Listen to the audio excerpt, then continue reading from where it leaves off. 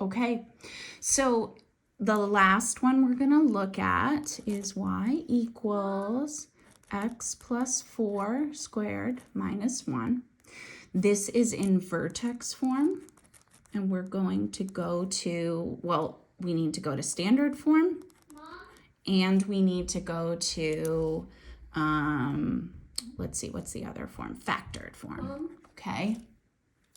So if we're going to do that, well, let's think about this. To get to factored form, I can't go directly from vertex form. I actually need standard form. So I'm going to start this off by, let's convert to standard form. And to convert to standard form, ultimately, this is going to be multiplication, okay? So we have y equals x plus 4 squared minus 1. This expands to x plus 4 times x plus 4. And we know from our work with multiplying and distributing here that this is not the same as x plus 16, okay? That's our x squared plus 16. That's really important. So we have to distribute, whether you use the box or FOIL, it's up to you. So we got y equals x squared plus 4x plus 4x plus 16, and we still have this minus 1. That's why I like lining it up, and being organized matters here. It just does. And so I'm going to combine, and I get y equals x squared plus 8x, and then 16 minus 1. That is going to be 15. Okay, so I did my distribution to get to standard form, which is what is going to happen. The only difference between going from factored form to standard form versus vertex form to standard form is that in vertex we have this extra guy on the end, but it's ultimately the same type of math.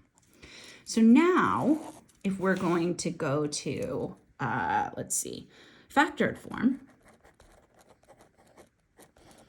well, we needed standard form first, because I can't factor something that is in vertex form. And so if I'm in vertex form, x plus 4 squared minus 1, I'm gonna factor, or excuse me, distribute to get to y equals x squared plus 8x plus 15. So that's the first part of this video. Now, because it's in standard form, I can factor this to get what I want. My goal was to get in factor form, and this is what I started with. So now I'm going to look at this. I'm going to look at my box, and I'm going to say, okay, x squared, 15. So I'm trying to find what multiplies to 15x squared and adds to 8x squared. 1 times 15. 2 doesn't go in evenly, 3 and 5. And if I look at that, that adds to 8. So we got 3x and 5x. Now I'm going to factor out my GCF. So what can come out of both of these is an x. I have an x up here. And then if I take an x out of this, I'm left with a 3. I've already taken an x out of this, so I'm left with a 5. And then you can always double check, is x times x, x squared? Yes. X times 3, 3x, yes. And then etc. And it works.